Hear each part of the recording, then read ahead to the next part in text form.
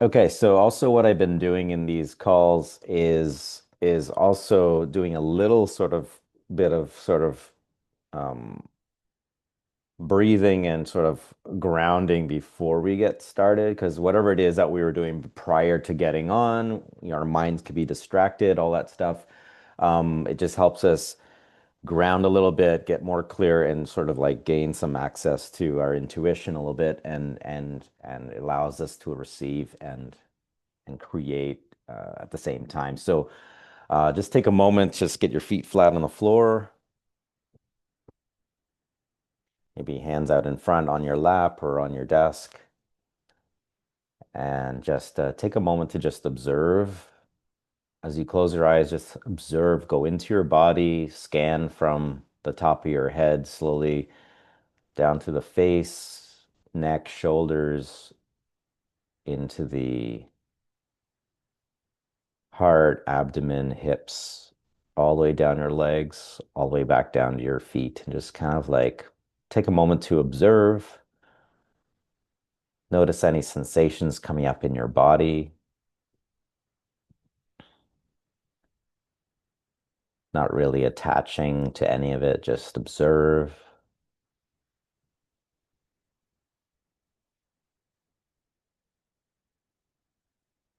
Just get present and take a deep breath in from all the way down from your lower body, all the way up to the top of your head.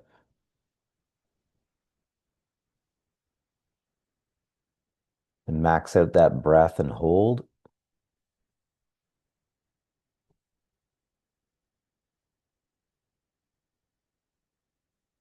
And let it go, releasing any tension in the body, releasing anything you don't need for this moment, clearing the space, and breathe in again, bottom to top,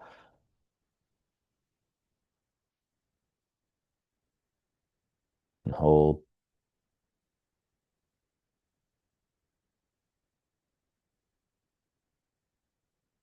and let it go.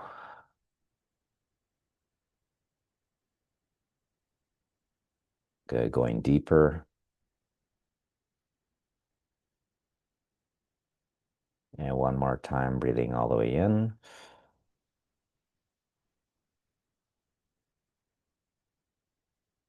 and hold,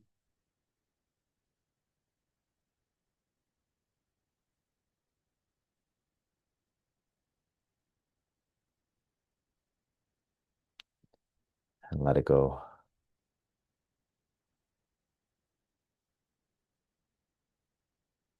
Good. Still with your eyes closed, just observe from the inside of your body coming out into the space, just outside of your body, your desk, your workspace, expanding out into the room, the house. Be aware of any sounds you might hear inside or outside of the home. Just be aware of your entire space.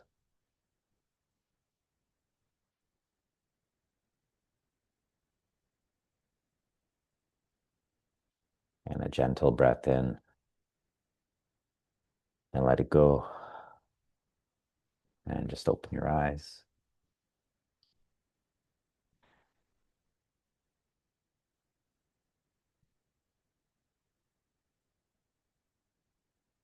Welcome, Jen. We just did a little bit of breathing. You're right on time. Okay, so I'll open it up to what I was picking up. Part of my process, which I might have shared before, is I sit down prior to the call, and I just sit down with my coffee and ask myself sort of what's been coming up lately, starting with my own space, and then maybe inside, business space and relationship space with Jody, and then I just kind of expand out what's been coming up collectively, what's been showing up in social media, whatever, right? And I try to simplify what it is that I'm observing or receiving. And again, it's only from my position, my view. But it's a place that I have to start somewhere, or else I'll just be just spinning with ideas or bringing my own narrative or programming to the situation, which is not always useful for other people I'm working with. So, um, but what came up for me at first is like I've been experiencing a lot of stomach pain, unusual pain from what I've had before. It's not nausea, it's more like cramping. Last time I had this, very first time I ever had this experience was I was under a lot of stress, working at a gym. I was personal training at the time, and I was just going from one client to the next, not really addressing my own personal needs, whether it be my sleep, my food, whatever it was, my workouts. I got this inst my it's like someone took their hand and grabbed my guts and twisted it. And I survived the last session and I went home and I tried to just kind of like settle down and get on with the rest of my night. It wouldn't let me sleep until about uh like 1 in the morning. I got up and I actually went to the hospital. I went to emergency and and just sat there and waited and waited and waited until they just decided to give me like a muscle relaxer, and then they told me I had intestinal cramping and I can go home. Right? Without going to the details, after that evening, a lot of stuff shifted in my life. I made some different decisions and I moved forward in some stuff that I was sitting on for a really long time or not being aware of. And if that was a 9 or 10 out of 10, it's a similar feeling I'm getting right now in my stomach, but it's more of like a 4 or 5, right? But I'm aware of it. The other thing that's also coming up for me is unfinished business. I'm becoming aware again of the things that are in my space, that in the physical environmental space, like cluttery things that I haven't yet taken care of, that I might have talked about like 3 or 4 calls back when we were talking about in the lifestyle design call. We were talking about like clearing the environmental clutter, old files and things that really don't serve us right now anymore. So there's some unfinished business that I'm sorting out right now that's in a sense unbusiness, not even business related right now, but the most pressing thing is more personal. Um, and then just emotional swings. Like I was at my son's third hockey tournament this weekend. He played amazingly well. He played up with a AA team.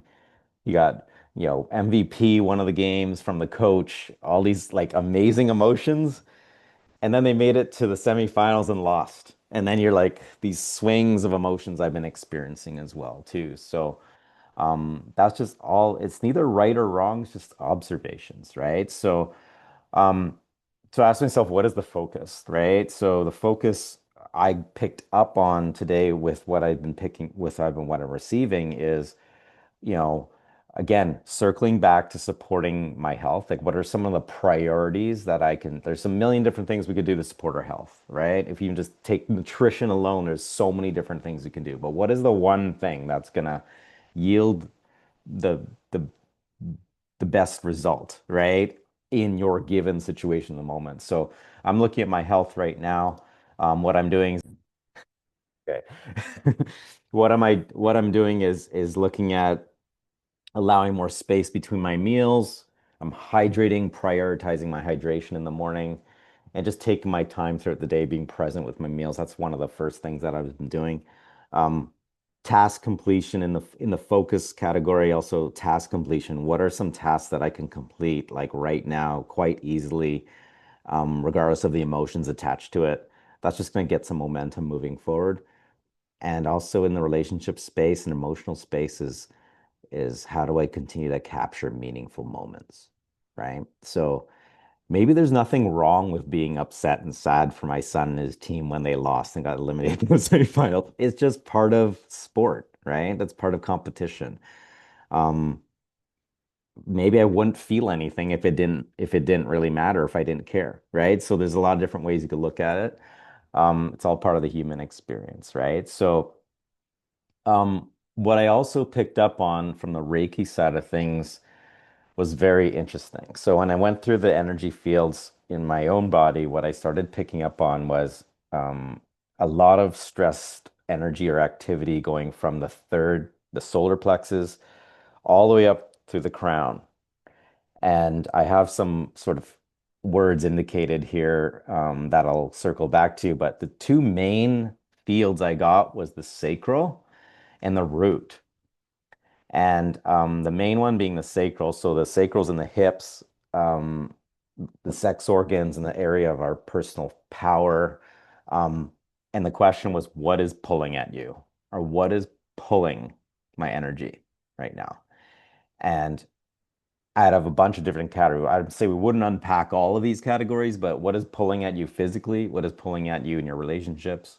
What is pulling at you in business or financial space? What is pulling at you environmentally? What is pulling at you digitally? That was a huge one for me. There's a lot of digital pulls right now. There's no shortage of things when I pick up my phone to perform one useful task. It's there's no shortage of things to pull me into Facebook or Instagram or the page that has all the things that you scroll through. Like there's no shortage of distractions. It feels more intense now for me than it has in quite some time. So, um, what is pulling at us, right? Make notes if anything comes up for you. So, when things are constantly pulling us out of our own mission into another narrative that may or may not be, usually not supporting what we're up to, it's an energy draw. It's like a drain on our energy to even execute on the plan now, right? So um, I have ways that I kind of steer myself back. Part of it is how I prepared for this call as well. What's funny is I was actually in the middle of this setting up this clearing and doing the reading and all that stuff. And my son, who's supposed to be in school, texts me and asked me a question about his PS5. Can you go into the account and see how much money I have left on my account? Like, aren't you in class right now? Right? And I get because he's my son, I get pulled into this like I'm like, what am I doing? I'm literally in the middle of a reading right now, and now I'm like having a text thing with him, doing something that is like completely irrelevant and not even relevant for him. He's supposed to be in math class right now or something, right? So the constant distractions. I don't know why or what they mean right now, but I'm just becoming super aware of it, right? And it throws me off course a lot very easily. But when we're aware of it, when we become self-aware, it allows us the opportunity to make a different choice, right? So that's what I was getting a lot, the pulling energy in the sacral and in the root, which is usually unusual when I get blocks in the root because it's more related to family and safety and security and like your immediate safety. So usually things would have to be really intense for us to be really stressed out in this area, but more symbolically, you know, I'm getting the question I was getting was what is real, right? Because sometimes when things activate us or trigger us to the point that we don't feel safe and secure, it's based on a story or a narrative that occurred somewhere in the past that is now getting triggered and making it feel real when it actually really isn't, right? So, regarding the pain in my body I was experiencing, the question I got was, what is pain, right? And when I sat with my higher self, the answer I got was, pain is just an indicator of movement and change, right? So when my stomach cramped up back when I was personal training, it's an indicator of it's a slower movement, but it's an indicator that change is about to happen, right? And naturally, after that occurrence and that experience in the emergency room, change just started to happen in my life. So maybe some change is happening right now that I'm intuitively picking up on, right? In the same space, I'm getting what do we really need? Like, and in the relationship space is I got moments that matter, and those could be in just moments, like little a few minutes of exchange with our son or daughter or partner, moments that matter that are meaningful, and with regards to the tasks, what makes it hard, right? If it's if the task is removing some tax files from the office and shredding them, whatever, is that really hard? Like it's not hard, but there's what makes it hard is the emotional meaning we give it, right? So these are all things that are coming up for me, and I'm going to turn it back to you guys and see where we go in the conversation. But as a result of these things in the root and the sacral, it can affect our confidence in the solar plexus in our ability to execute confidently, right? It can affect how we're present in the heart, how we're present with others, and in moments. It can affect our behaviors and choices in the willpower space of the throat. It can affect how our brain spins and we get this monkey mind thing, right? And it can affect how we're connected to source as well. So those are all just side effects of just too much time being blocked up in this area here. So um, that's what's coming up for me. So for any of you that feels like this is kind of resonating a little bit, what's coming up for you with regards to what I've shared so far, with regards to maybe the noise that's going on out there, distracting us, resistances we might be feeling, and how we can access more receptivity to our superpowers. I'll Yes, go. Shalina. Yeah. So what I'm feeling quite strongly is also the pull on social media. And I'm noticing that that's only started because I hate using Facebook Messenger and I hate putting certain details in there. And I hate even more WhatsApp, but I'm pulled into groups there right now. So I have to be Mhm, in there. And some of the groups that I'm in WhatsApp are like very there's very deep stuff that's going on in there that we're really vulnerable in our shares. mhm, And my heart chakra is going crazy. It has been for the last few weeks, but even more so now, like to the point where there's like my heart's racing, there's heart palpitations because I keep getting pulled into things that you know, emotionally like they evoke a lot. And of mhm. course, because of the shit that I'm putting in meta, now I mean it's not shit, it's my stuff that I'm putting in meta. I'm getting pulled into these, reels and videos and things that come up that are Yeah. making me feel so much worse. Mm. And I don't really know how to get around that except for not being on social media at all. And that's not a solution. So I try not to click, but I can't, but it knows I'm going to click on that Yeah. cat video that's suffering a bit. It knows. So Yeah, it's I been get really it. hard I totally emotionally get it. because, yeah, I feel everything, Hmm. everything. So it's very hard that way. So, yeah, I don't Yeah, know. and first of all, great self-awareness and observing it. I think that's the first step, right? And what I've started to do as well is for one, giving myself space between the thing that's going to kind of throw me off, but also once I'm in there, I would go, okay, I'm in it. I'm scrolling on Instagram now. I'm observing myself do it. I go, okay, I'm giving you 1 more minute. And then you're gonna put the phone down. You're gonna get back to work. Right? Because But I'm there's aware always of it. another cat video. Yeah, I know the damn cats. Um, so yes, thanks for sharing that. And Yeah. yeah, I think coming through this process, we'll be able to not only become more aware of it, but also be able to redirect, right? In not just today, but throughout, onward through the week. Anyone else picking up on anything? Yeah, if I may. Yeah. So in the last little while, when I say the last little while, the last month, um, unfortunately, there's been a lot of deaths, and some of it have been clients, some of it have been extended family of the clients, or but in the realm of people that I've been working with and helping, but there's one that has really affected me, and I find myself I can't shake the sadness. And I feel like it's stopping me. And it wasn't a client, it was actually my best friend's dad. Mm,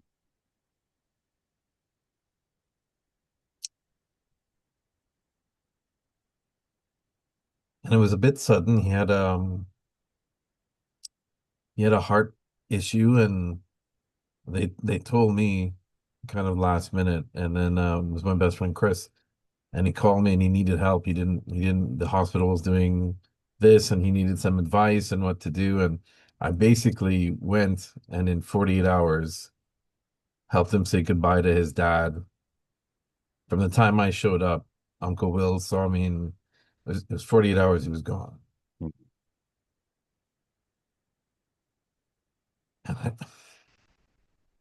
I can't shake the sadness.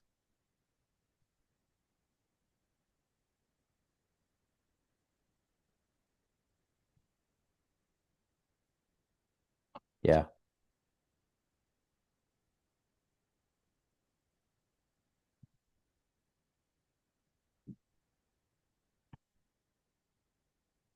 And I feel like I'm just emotionally tired. Can't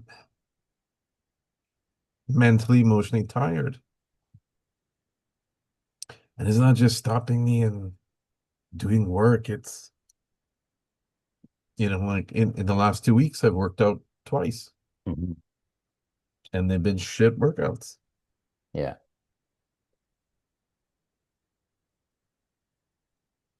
I feel like there might be some others who have some sage advice or thoughts for you. You guys feel free to jump in. I don't know. I lost I've had a lot of death in my family. And I've gotten oddly good at dealing with it. But last October I actually had a client die. And that has probably impacted me more than any, family, close friends. 2 years ago, my best friend passed away. She had been a fitness model. She did not take good care of herself. She was diagnosed with diabetes in high school. Um, she was actually supposed to be caring for her mother, did not take good care of herself. And that heavily impacted me, but probably the death that impacted me the most was this client. Mhm. Um, and I I think I finally kind of moved past it maybe 6 months ago. Um, but it was super hard. Um, and it just took some time, and I knew that I just needed to give myself some space. Um, and she was well into her 90s. But that of all of the deaths, I mean, even more so than my best friend dying, in her mid 50s. Um, just that, and in talking with her son, she had a very beautiful last 24 hours. Um, and he happened to be visiting, and all of the timing was just right.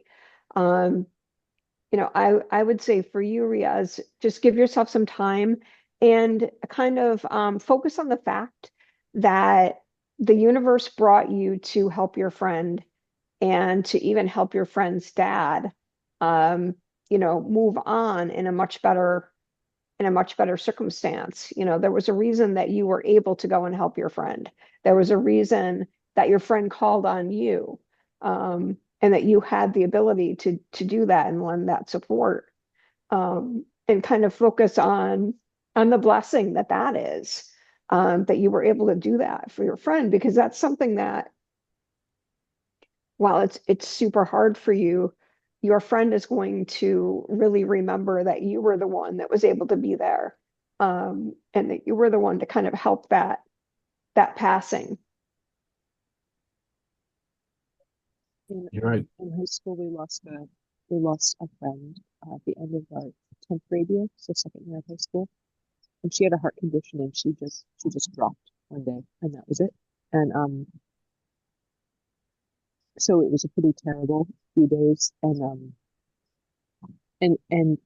we suspected there was something wrong with her health wise, but at 16 you don't think congestive heart failure. But like Beth Ann was saying, a couple of those friends that were in our friend group, they're still my friends. So this is almost 30 years, and those people are like family. I am as close to them as to my siblings. I have a theory because I've dealt with a lot of death in the last few years. And there was a client who died earlier this year, and I was very, very close to her. She died in January. We had her celebration of life in May. And she was a cancer client. And it did affect me. It affected me. And I don't know, but my theory, I handled that one better, and I think it's because I was prepared. Like when she was in palliative care, she was only supposed to last 2 weeks in palliative care. Um, and I would go and see her every week, and she lasted 4 months in palliative care. Um, and I remember speaking to the family and saying that they would say, can you keep these coming because she's just so energetic and happy and everything after your visits. And to the point where they almost kind of indicated maybe she can turn around. And I was like, this is not turning around, right? It's just she's accepted what's happening, and so she seems more pleasant and um I maybe it's because it's my best friend's dad and he was a second dad to me, and it was sudden and I had no time to prepare that I'm grieving. Mhm. And I don't feel like I have and I don't know. I just don't feel like I have a process that to do this. I'm fighting it and I'm trying to do everything I'm supposed to do. Be a dad, be a businessman, be a CEO, be a husband, be a practitioner, and I'm struggling. Yeah, I had this, I forget which was the first time that I had discovered this, but I found that the grieving will stick with me longer when someone passes when I don't feel closure, but at the same time they're gone physically, right? There was this one I was in this one basketball league back when I was in college, and it was run by this couple, and the wife was at the time, this was before WNBA, she was able to play basketball at all levels possible. So she was really good, and she was basically the face and the energy and the source of power in that league. And she smoked me in one on and I learned so much from her and stuff. And then I saw her husband posted something after I had left the league, like a couple of years later, he posted something that she was fighting for her life. And there wasn't anything else they could do. And I was just kind of staying, in the loop and stuff. And then she had passed. But I didn't find out a lot of the steps, where to go, where the service was. I didn't catch a lot of that until much later when it was too late. And I didn't get to um, be part of that experience. And I didn't have closure. I didn't have a way of honoring her. And what I did was the league was in Oakville. So I went out to Oakville, somewhere by the lake, and I journaled to her. And and I can't guarantee this will happen to everybody, but it's probably the first time I ever did this.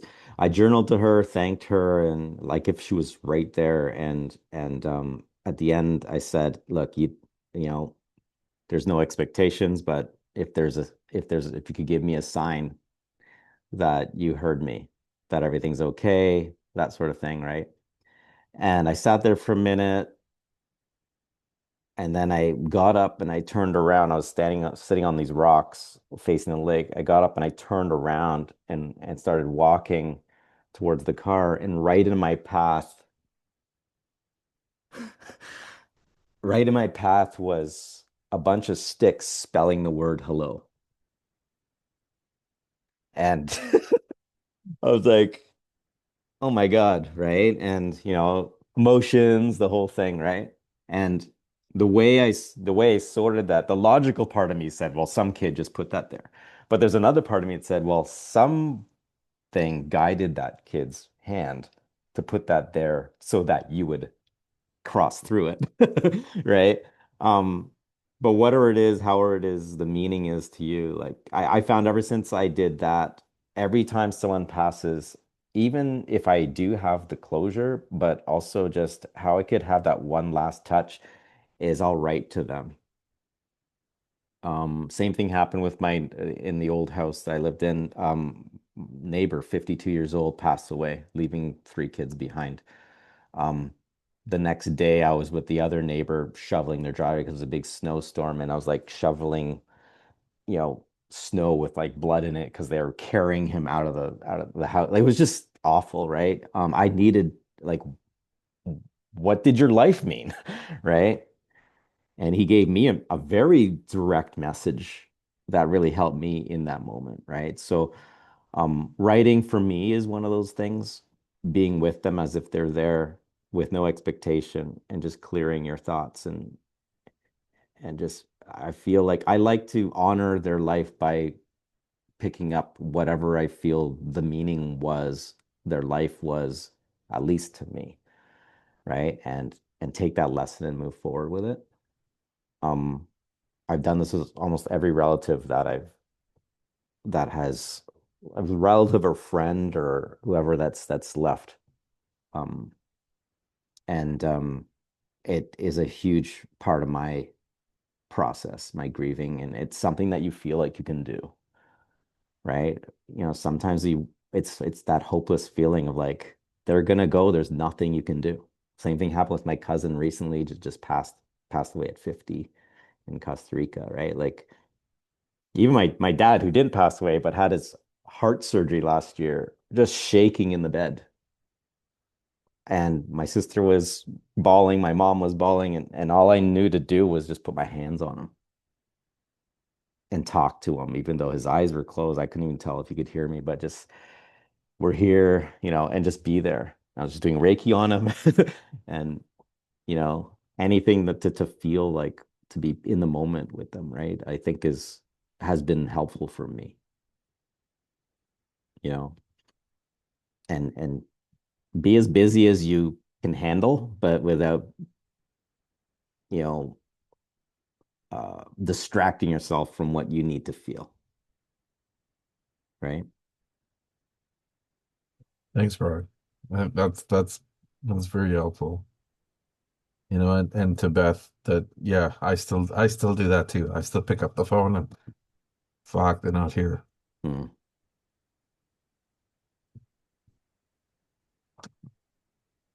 Anything else coming up for anyone? May I share? Yes. Um, so I don't think anybody on this call knows. I'm going to be telling the world soon, anyways. I talk to trees. They talk to me a lot. I get a All lot more. right.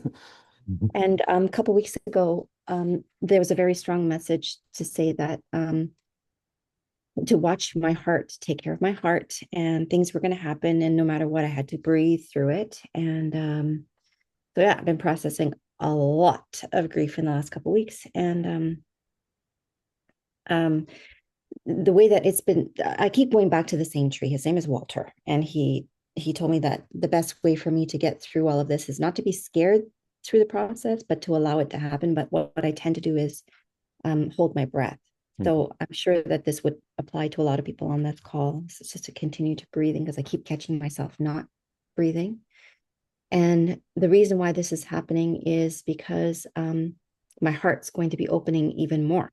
And I'm like, how much more can it open? Right. But I guess there's infinite possibilities. And I felt like this was relevant to this call because I think that there's going to be more events for people personally and on the bigger scale, that's going to help us really open our hearts. We want to see a change in this world. So I wanted to share that. And the other thing that the advice had come through was to ground, like literally get your feet on the ground barefoot and allow the process, allow the grieving to come through and releasing the energy. It needs to flow because mine tends to get stuck here and here.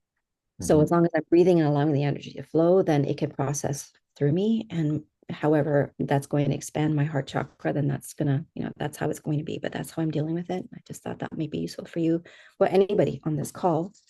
And then yeah, so something personally did come up for you, Riaz, if you don't mind me sharing, or I can share personally on a different note. It's just a couple of things, if it's okay, if I can share, or if you want me to send you a personal note, I'll do that. Oh, go ahead. So yeah, when you said that you were closer to your, this was a second dad to you, I had already picked that up before, and I do feel that you had a past life connection with him. And when you're grieving this, it's not just in this lifetime, it's other lifetimes, but also to be aware that you're not just grieving the death of this person, you're also going to find that you're going to grieve the fact that you weren't told of the situation, whether that was right or wrong, that's their, right to do that. But the fact that you weren't told, you're going to feel like that's a little bit of a betrayal, and you're going to have to go and process that as well. So, yeah, I'm sorry for your loss. I think you hit that one. Because I found myself feeling very angry at the family that they didn't tell me. Feel it. But understanding at the same time, they didn't know or think that they didn't know or think, or it didn't occur to them that I could do anything to help. It's only when Uncle Will at the end kind of said, "Have you talked to Riaz?" Yeah.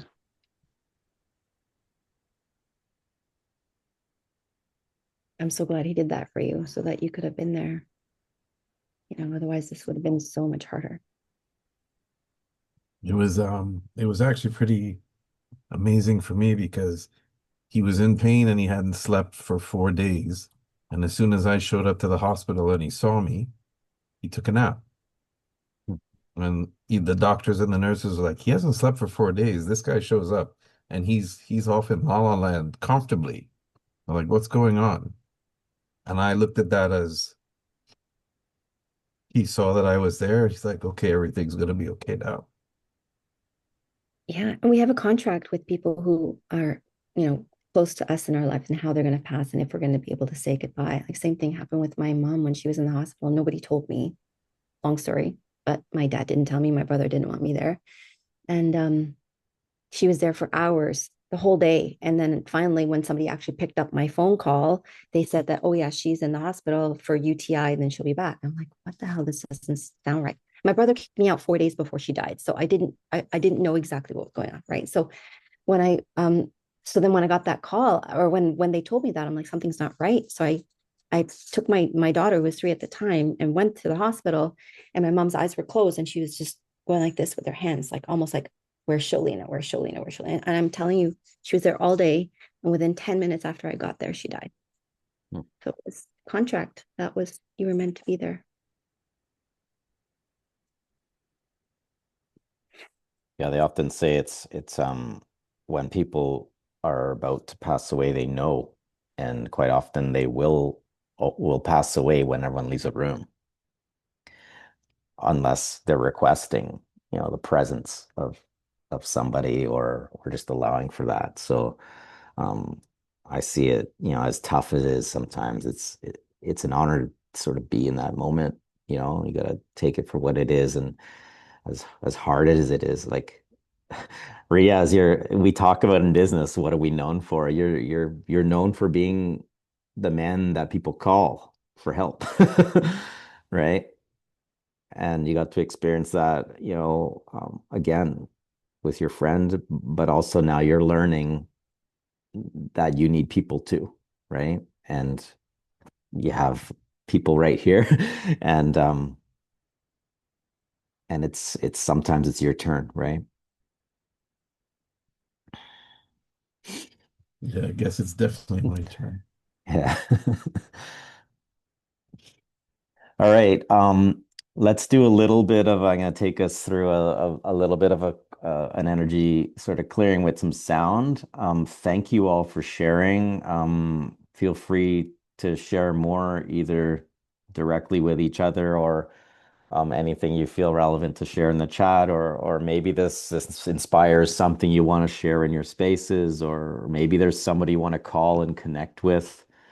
It just definitely seems relevant in the reading now that's came up. It's kind of gone full circle for me as far as like meaningful moments and finding, those spaces and times and moments that matter, right? So, um, yeah, just get comfortable. You could sit or lay down. Just listen to my voice. I'm gonna play a healing frequency in the background, and we'll move through this, and then we'll pick up the rest of our day.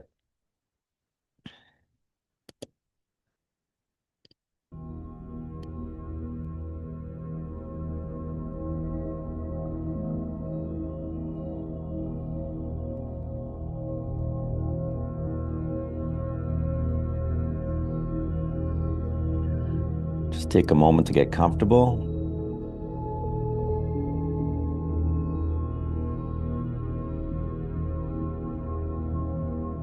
Take some gentle breaths in and let it go.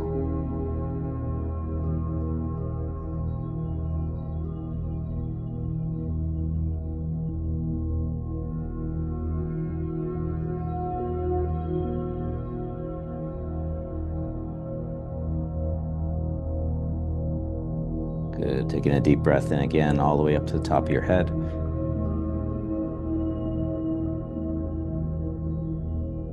Hold.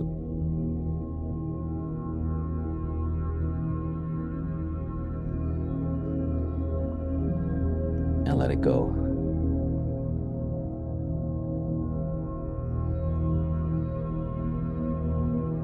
White light coming down, touching the top of your head, working through your body, bathing your body on the outside as well and in your field.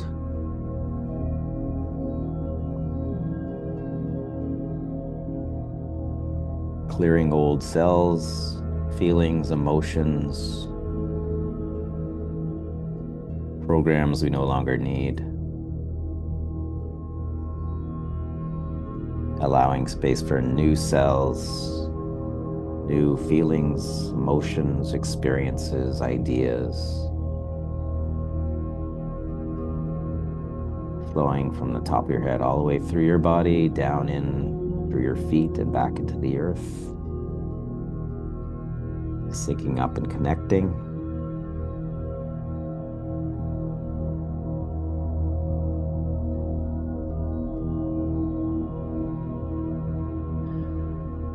Whenever you feel a little bit of resistance or tension or something holding you, just take another breath in, breathe into the space that you feel it,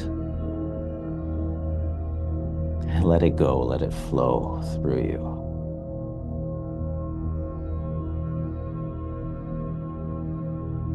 Any pain or discomfort we feel is not who we are, it's what's passing through us.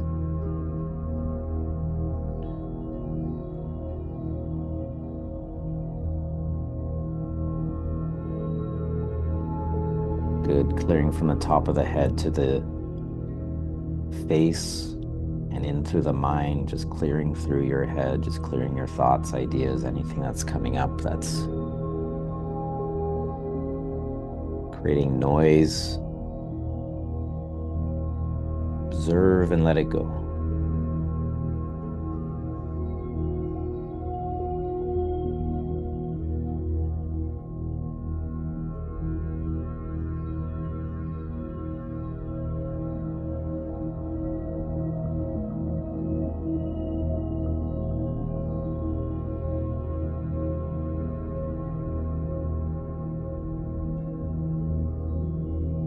Good.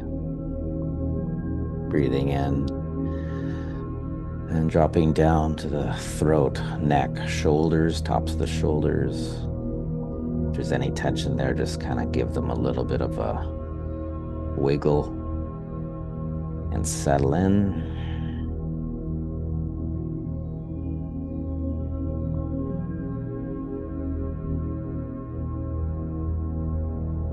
Breathing freely with non-resistance.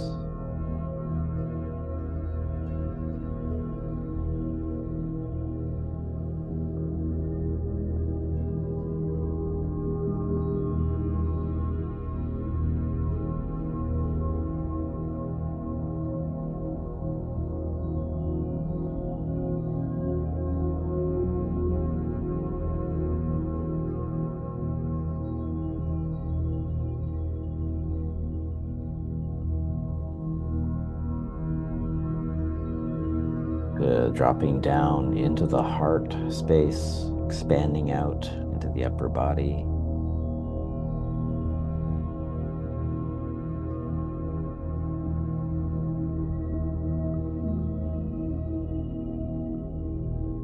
Observing energy flow coming in through the left hand, going up the left arm and side of the body. Passing through the heart and flowing out through the right arm, hand, and releasing.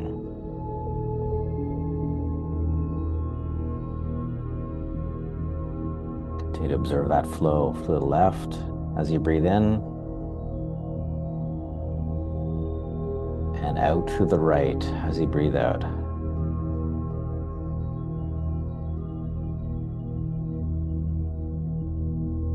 In through the left,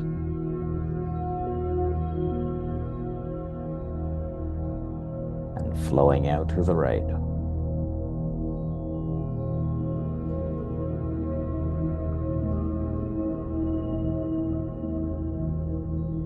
Again, breathing in, left and right.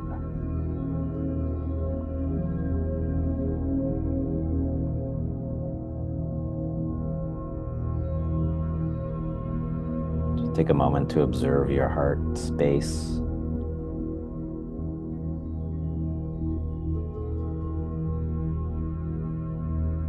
Allowing some love energy in, filling it up.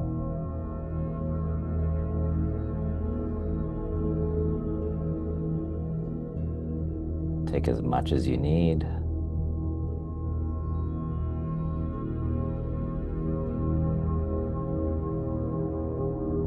And you're ready, just let it go and share it back.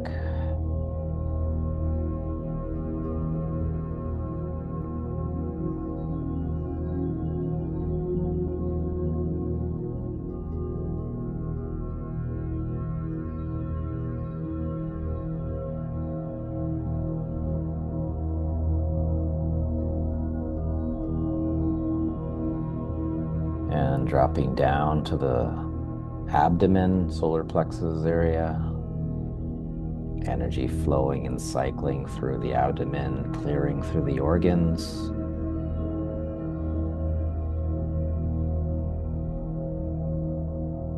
Clearing the resistance, tension. Clearing old cells, creating space for new cells, new experiences, new choices, new ways of being.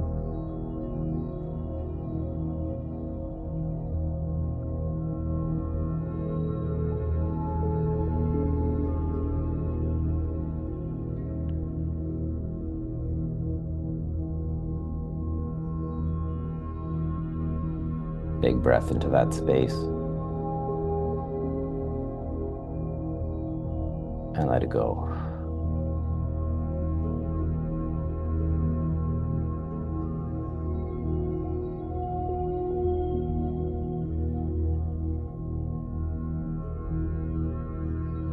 And dropping down into the sacral, hips,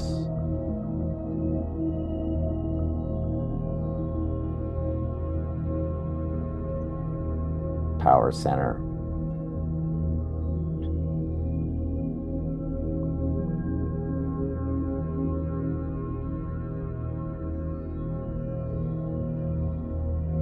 Remember that no matter what has a pull on your power, we can always choose to assume it back.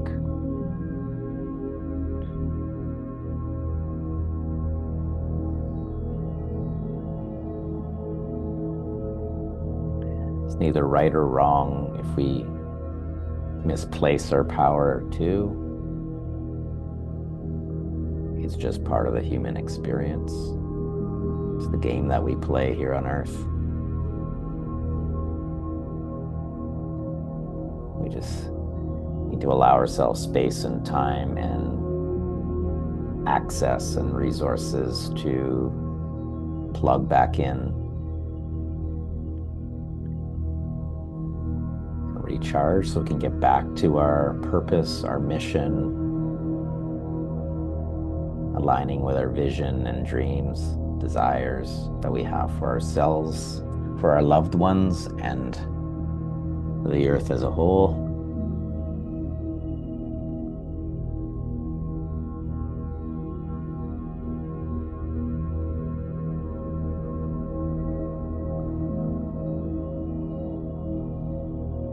And slowly dropping down from the hips to the upper legs, towards the knees,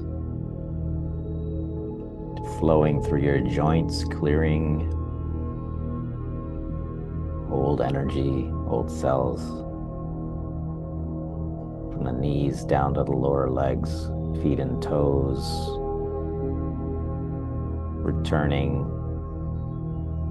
that energy back to the earth.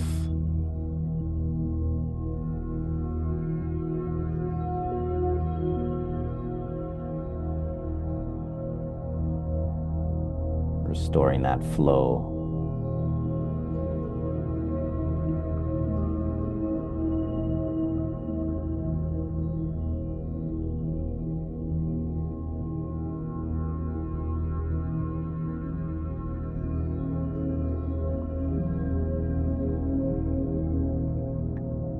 Clearing old stories, old narratives that were there to protect us at one point, but are no longer required.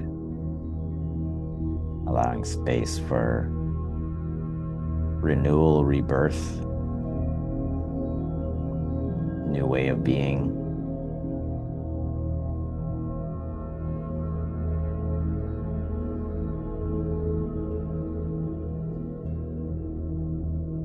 Continuing to grow and plant new roots.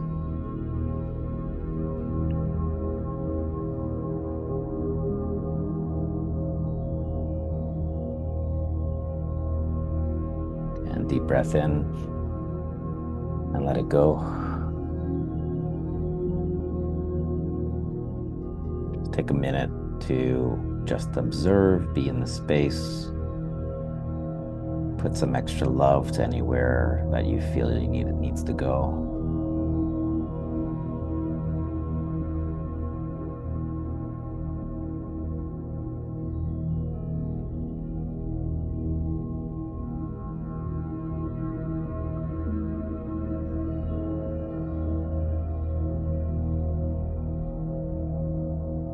Good, and breathing in all the way up.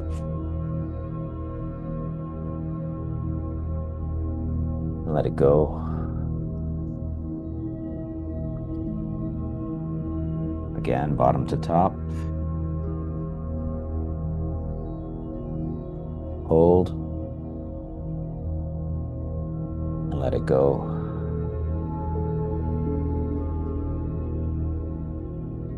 And one more time, breathing in.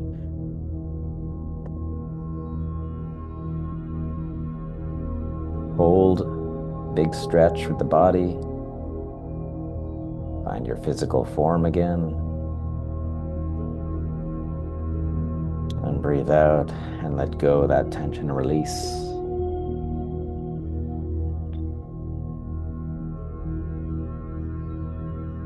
when you're ready, just take a breath, open your eyes, look around, find your way back.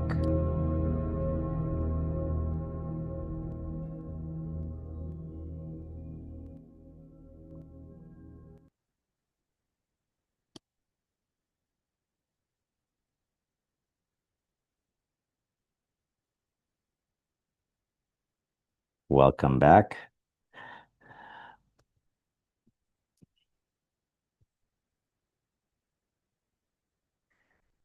How's everyone feeling now? Better. Better is good. That's good. Thank you all for contributing. Thank you, Riaz, for being vulnerable and sharing some deep thoughts and emotions there. A lot of us can relate. So thank you for letting us help you a little bit as well. And yeah, I'm grateful and I appreciate you guys for being here and being part of the space. And yeah, enjoy the rest of your day and week, and let's carry it forward. Have a good day, you Bye, guys. guys. Thank you very much. Thank you. Take care.